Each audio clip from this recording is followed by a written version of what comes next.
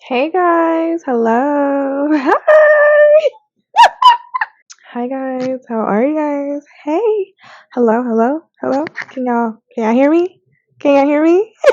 As you can see, I got a new setup because this is new to me with this microphone. I'm going to have to hold it. So I'm very excited about this video. Sorry for the heavy breathing.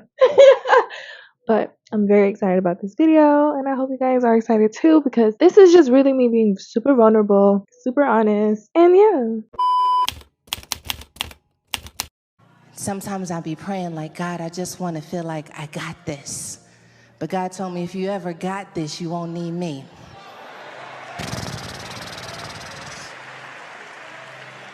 So here I am, ungotten. What's up, y'all? It's Esther and it's Talks with Essie.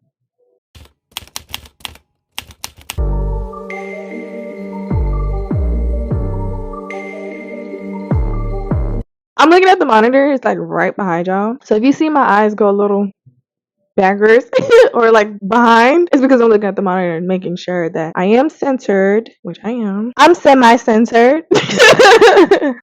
So the reason why I wanted to make this video is because I obviously want to be transparent as possible, super vulnerable. And this is not something that I'm very used to. It is not a first choice, but it has become my first choice solely because of pretty much where my life is going. And vulnerability is the only way that I'm able to really move on for some reason. Because if I can't be transparent and if I can't be vulnerable, I am stuck in the loop. I'm going insane. I'm literally in the freaking corner crying, trying to hold everything in because no. I don't want to feel. I don't want to talk about it. But once I talk about it, everything's okay. And I'm like, dang. So I guess talking about it helps. Here I am talking about it.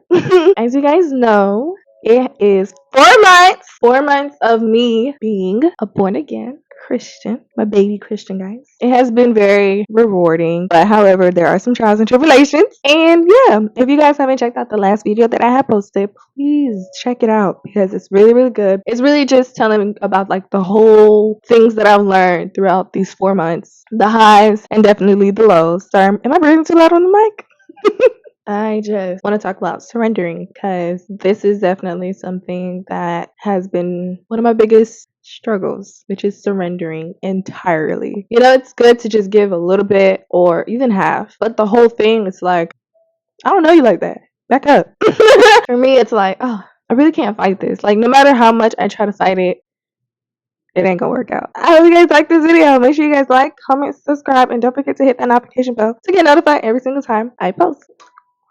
Being in this, I have learned that it's not my strongest suit. You know, there's things that you're really good at surrendering and giving up. For me, giving up alcohol was okay. Like, I was fine with it. Oh, I'm looking this way and not at y'all. I'm sorry. Yeah, we went to 7-Eleven. Literally, we just started playing around with the slushies and whatnot. Listen, that drink that I had was literally a replica of a alcoholic beverage that I've once had before that I've always loved. If anybody knows me, you know, your girl like a Bacardi.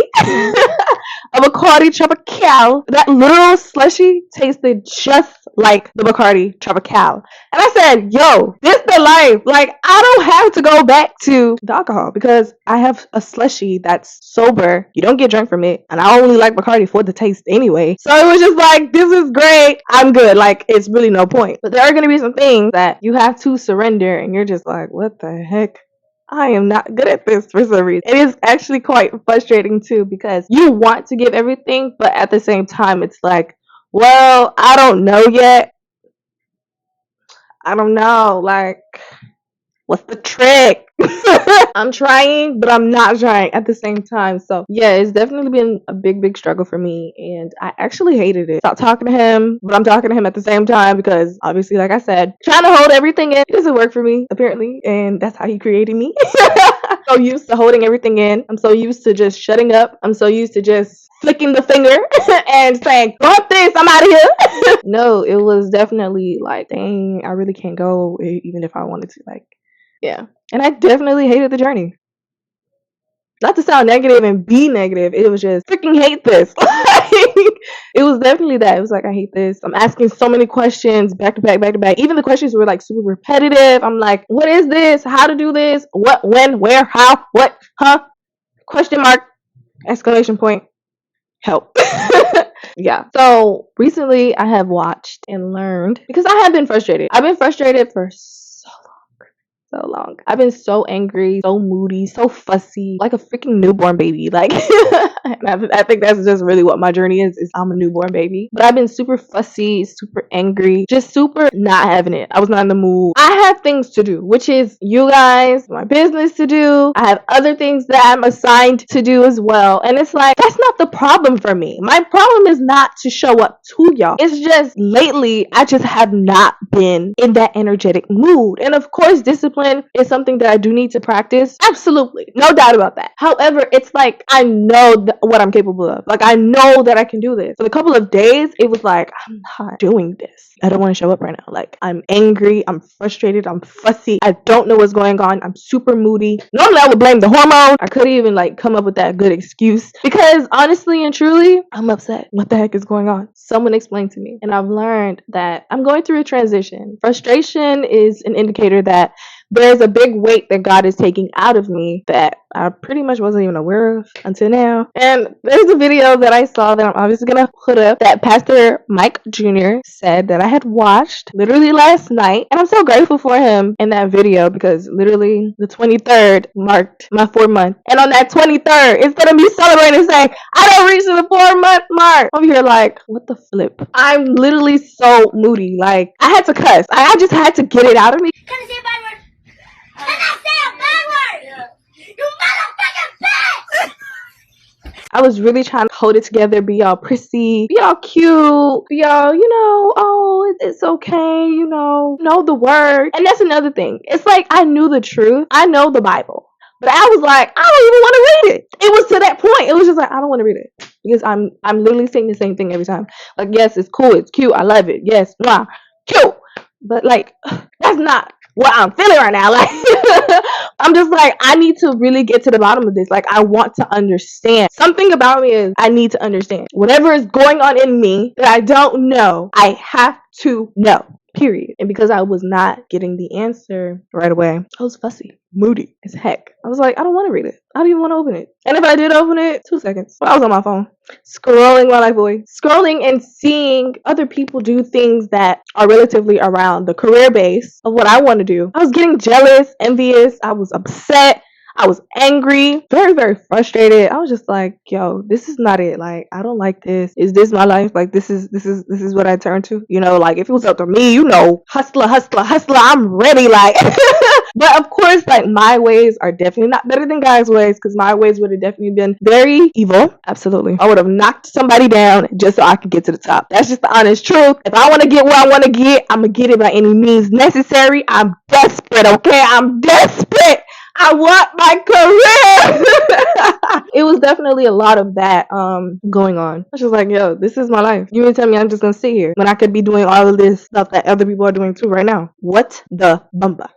Of course, a lot of repenting, but even after me repenting and releasing and letting go, it happened like that real fast. Like, I'm like, okay, this is cool. Like, I'm calm, but 2 minutes later, I'm angry all over again. Like, I'm frustrated all over again. And I can hear the Holy Spirit saying, turn from your anger, relax, calm down, don't do what you want to do, don't do it. And I'm just like, yeah, I know. But it was just so much frustration that I really cannot explain as to where it's coming from and why. Like, I know the truth. I know the Bible. I know what he said. I know what he promised me. I have the visions that he has told me and showed me. I wrote them down. The dreams, I wrote them down.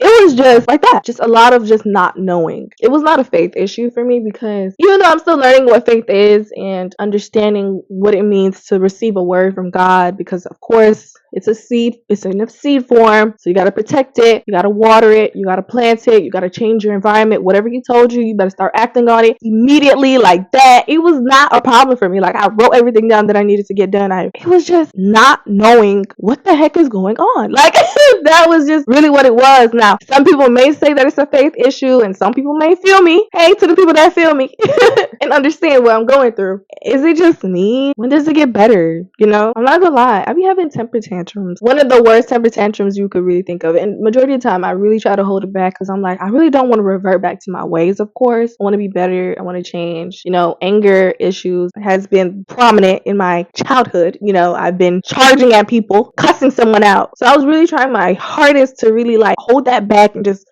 it's okay, Esther, just trust him, like really just talking to myself, giving myself a pep talk, like it's okay, just trust him, like he knows what's best, trust his word, trust his ways. And it was just like, I do trust him, gosh, like what the heck is going on though? That was just really what it was. And it felt really lonely for me because to me, I just didn't feel like I had like the people that I really wanted to support me. And on top of that, one of the people that I do talk to majority of the time kind of stopped talking. Not saying that we're not friends or anything, it's just really just stopped talking to each other the way that we normally would talk to each other. This is a very lonely position that I'm in and sad.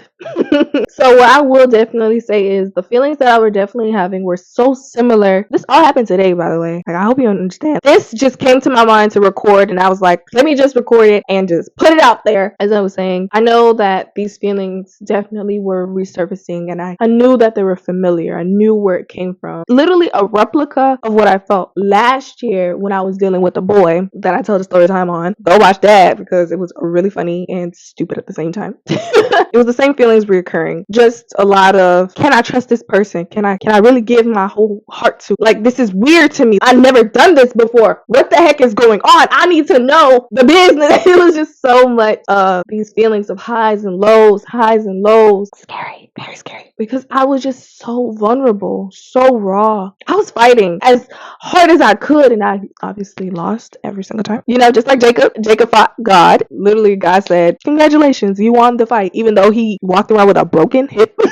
That's me right now. Like, my broken hip is, I'm just vulnerable. And vulnerable is what? Not my strongest suit, guys! That's my broken hip. And all day today, I've just been super vulnerable, super raw. Wow. Like,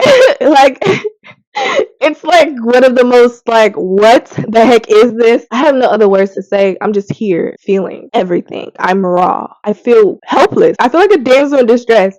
And I was literally talking to him about it. I'm like, I feel like a damsel in distress. And normally I play the role of damsel in distress to manipulate people. I can't even manipulate you to get what I want.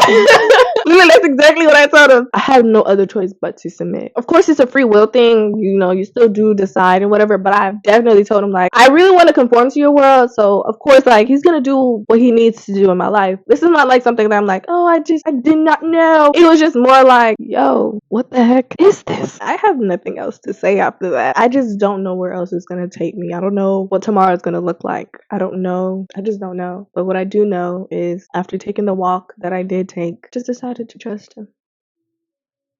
And as someone who grew up with a lot of trust issues, not very open when it comes to showing all of her sleeves and her scars and her wounds, I had no choice but to just reveal everything to him and believe. It's not easy. I'm not going to come up here and pretend like, oh yeah, it's going great. I don't know where I'm going. I don't know what's to come. I've just put all my eggs in one basket at this point, no matter how much I try to play tug of war and keep all my eggs in my own basket. Nah, I just poured it all out and I'm just hoping for the best. I'm just really hoping that in 2 to 3 years, everything's good. I'm not in the same spot that I'm in. My questions are answered. Well, most of them. And I'm in my career field. Most importantly. Of course, from that video from Pastor Michael Jr., when he was talking about frustrated faith, I was like, this is by far one of the best sermons I've ever watched in my entire life, because one of the biggest things is I need something that I can latch onto that can help me. It was by far one of the best videos I've ever watched in my entire life. He was talking about Simon Peter, of course. Of course, I'm going to put some clips. I'm not going to talk too deep into it because you're going to see the clips. Hear me. And Simon is in transition. The text says, Luke chapter 5, verse 4, when he had finished speaking, he said to Simon, put out into the deep water, let down your nets for a catch. Before Jesus, Simon was washing his nets. But with Jesus, he is casting his nets. Please put this in your notes. We all live in a gap between what we expect and what we experience. Sometimes frustration is in the gap, Michael, and what we expect and what we experience. Somebody say nets. Say nets. He comes out there with a net. Now, he didn't bring a fishing rod. Had he brought a fishing rod, that would have suggested he was believing God for a couple fish. He brought a net, and some of you are frustrated because you got net faith. Michael, you got net faith. You showed up thinking, this is my job. You showed up thinking, this is my season. You showed up thinking, the doctor is gonna say he can't find nothing. You said this marriage will work, but the gap between what you expect and what you started to experience birthed your frustration. I'm preaching to somebody. Simon shifted into what I call, put this in those, frustrated faith. He says, watch this, we ain't caught nothing all night, but because you said so, that can preach. But frustrated faith is when we know the truth, but struggle to trust. We know the truth. All right, let's talk this truth. I'm gonna give you truth, okay? If you know this truth, I want you to help me. Give and it will come back to you, good measure, pressed down, shaken together, run it over, shall men give into your bosom. What's the rest of that scripture? Give and it shall come back to you, good measure, pressed down, and it shall come back to you. And the same measure at which you give, it shall be measured. All right, that's a truth. That's a truth. You don't wrestle with the truth. You're wrestling with the trust of the truth. Now, here's the scripture. Put verse 4 on the screen. Let down your nets. Here's the shout for a catch. In the instruction is a blessing. You just called that in the instruction. But you so frustrated. I want you to see this because verse 4, I'm going to show you how silly we will look. I'm going to show you how the sick you or the frustrated you finna block your favor.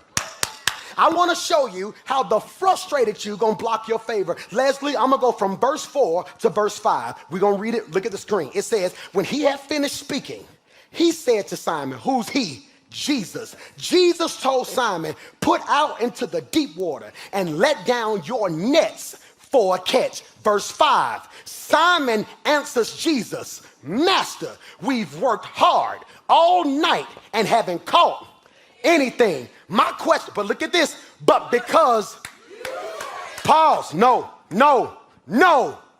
That's what we used to shout.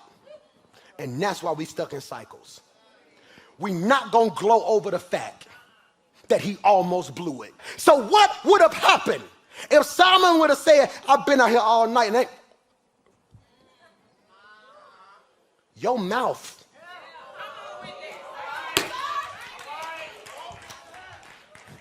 This is what I want you to do. I want you to start your business. I did a business. That's who asked you that? Where? I'm having church by myself. Where in the scripture does Jesus ask for his resume? If Jesus is the Alpha and the Omega, if I was Jesus, I would have checked him in such a smooth way. I would have said, well, brother, when I rolled up on you, I saw you washing your nets. I can look at your boat and tell you ain't got nothing. So I don't need an explanation. I just need obedience. And I need obedience with expedience.